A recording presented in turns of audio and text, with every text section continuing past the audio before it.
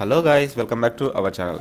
So guys, ఈరోజు ఇవాళ వీడియోలో నేను విండోస్ 11 అనేది మన సిస్టమ్కి సపోర్ట్ చేస్తుందా లేదా అనేది ఎలా తెలుసుకోవాలి, మన సిస్టంలో ఏమేమి రిక్వైర్మెంట్స్ ఉండాలి, అండ్ చాలామందికి సిస్టమ్ రిక్వైర్మెంట్స్ ఉన్నా సరే అది సపోర్ట్ చేయదు అని అయితే చూపిస్తుంది. సో అలా వచ్చినప్పుడు మనం ఏం చేయాలి, సో ఆ ప్రాబ్లం అనేది ఎలా సాల్వ్ చేసుకోవాలి అనేది అయితే నేను ఈ వీడియోలో అయితే చెప్తాను. సో నాకు ఆ ప్రాబ్లం వచ్చింది, సో నేనైతే సాల్వ్ అయితే చేశాను. నేను ఏమేం చేస్తే నాకు ఆ ప్రాబ్లం అనేది సాల్వ్ అయింది అనేది అయితే కంప్లీట్గా అయితే ఈ వీడియోలో అయితే చెప్పడం జరుగుతుంది.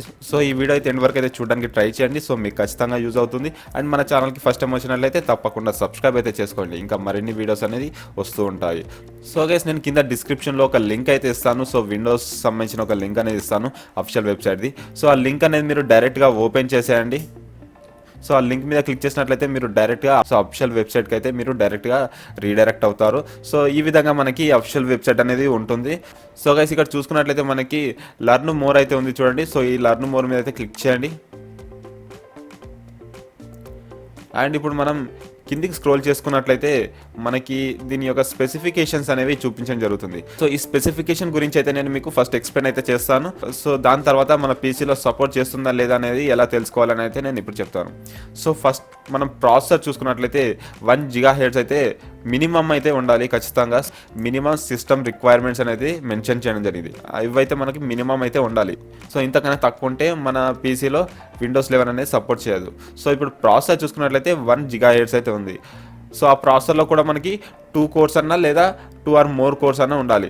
సో మనకు ఒక్కొక్క ప్రాసెసర్లో 2 కోర్స్ ఉంటాయి, కొన్ని ప్రాసెసర్లో 1 కోర్ ఉంటుంది. So single core, multi course ఇలా.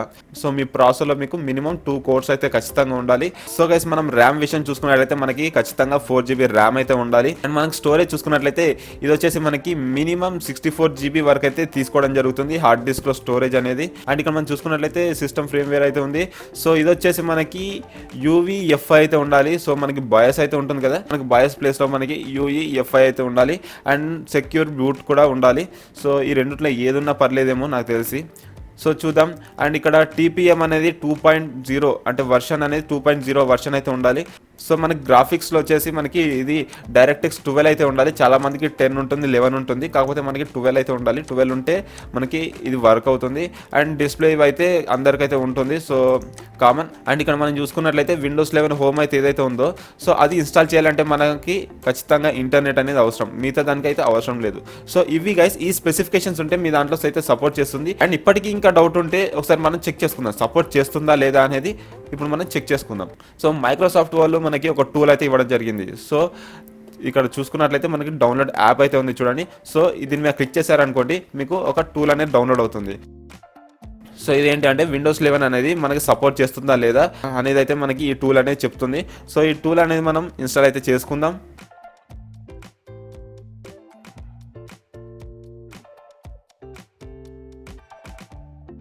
సో మనకి ఇన్స్టాలేషన్ ప్రాసెస్ అనేది కంప్లీట్ అయిపోయింది. సో ఇప్పుడు ఈ టూల్ అనేది నేను ఓపెన్ చేస్తున్నాను.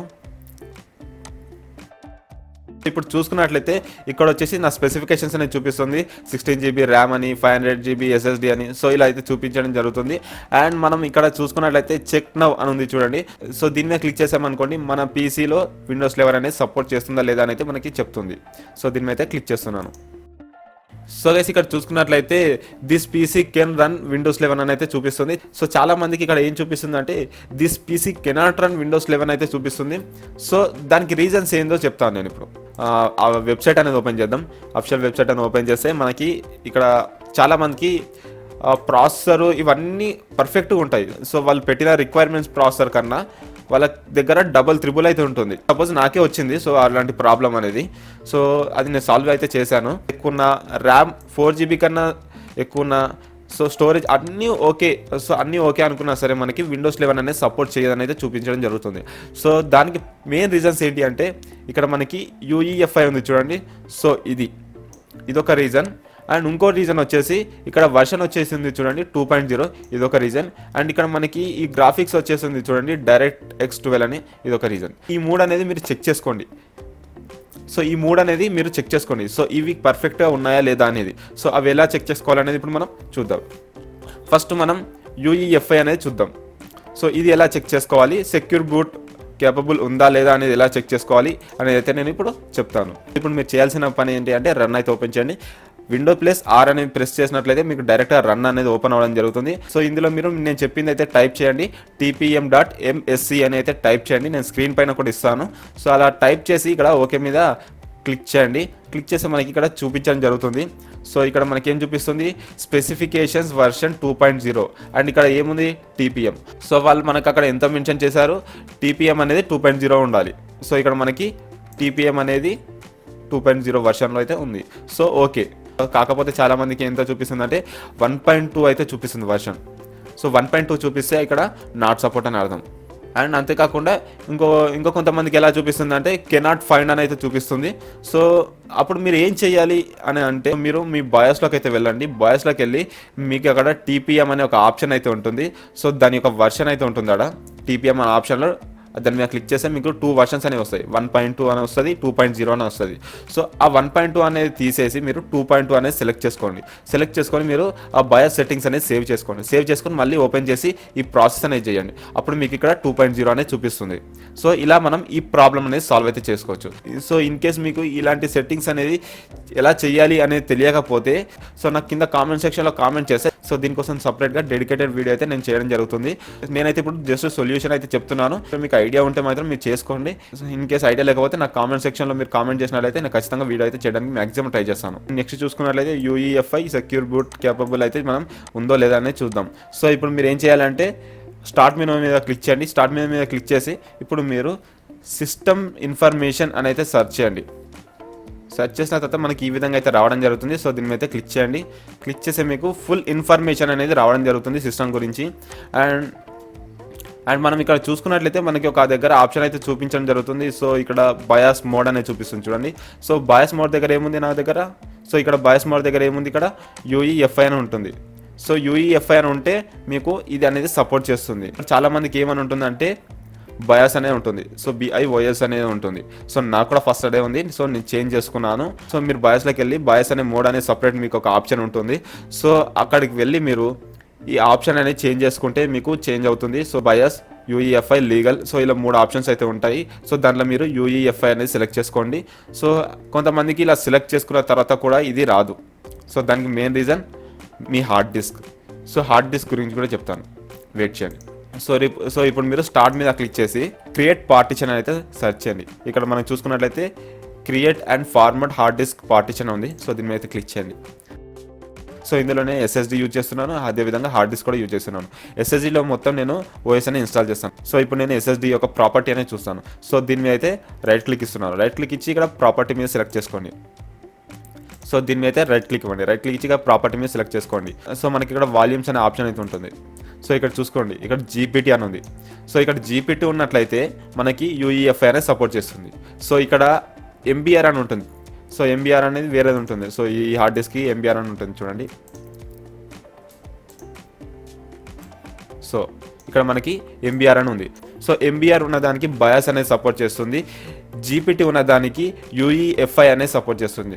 సో ఇది నాకు ఫస్ట్ నార్మల్గా MBR అనేది ఉండే. సో కాకపోతే దానికి నేను GPT కన్వర్ట్ చేశాను. GPT కన్వర్ట్ చేసిన తర్వాత నాకు అది బయాస్ నుంచి UEFIకి అయితే కన్వర్ట్ అవ్వడం జరిగింది. సో ఈ విధంగా మనం ఆ ప్రాబ్లం అనేది సాల్వ్ అయితే చేసుకోవచ్చు. సో నేను చెప్పిన ప్రతి ప్రాసెస్ అనేది బయాస్లోకి నుంచి చేయాల్సిందే. సో మీరు నార్మల్గా ఓపెన్ చేసి చేయలేరు. సో సెక్యూర్ బూట్ కూడా మనకు సిస్టమ్ ఇన్ఫర్మేషన్లో అయితే ఉంటుంది. సో ఇక్కడ మనం చూసుకోవచ్చు సెక్యూర్ బూట్ స్టేటస్ అని. సో ఇది వచ్చేసి నాకు ఆఫ్లో ఉంది, అయినా సరే నాకు సిస్టమ్ రిక్వైర్మెంట్స్లో అయితే నాకు సపోర్ట్ చేస్తుందని అయితే చూపిస్తుంది.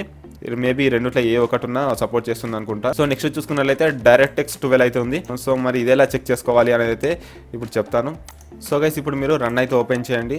సో Windows+R సో ప్రెస్ చేశారనుకోండి, రన్ అనేది ఓపెన్ అవ్వడం జరుగుతుంది. సో ఇందులో నేను డిస్ప్లే పైన ఒక నేమ్ అనేది చూపిస్తాను. సో ఆ నేమ్ మాత్రం మీరు ఇందులో టైప్ చేయండి. సో ఇక్కడ చూడండి DXDIAG అని అయితే ఉంటుంది. సో ఇది టైప్ చేసి ఇక్కడ ఓకే మీద క్లిక్ చేయండి. క్లిక్ చేసి మనకి ఇక్కడ ఎస్ అనే ఆప్షన్ అయితే అడుగుతుంది. సో ఎస్ మీద అయితే క్లిక్ చేయండి.